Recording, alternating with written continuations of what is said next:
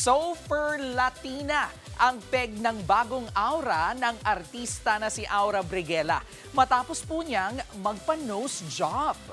Sa vlog nga po niya, ipinakita ni Aura ang mga pinagdaanan niya mula consultation at surgery hanggang recovery.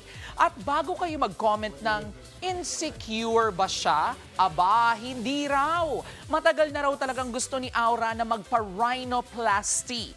Ito na lang daw kasi ang kulang para maging sobrang Latina raw siya.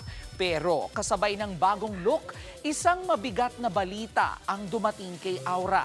May cancer daw ang kanyang ina at magsisimula na ng gamutan. Mga kapatid, Jervy Wrightson po, eto na nga. Para sa latest showbiz news at iba pang kay-alaman, mag-follow at mag-subscribe na sa social media pages ng News 5.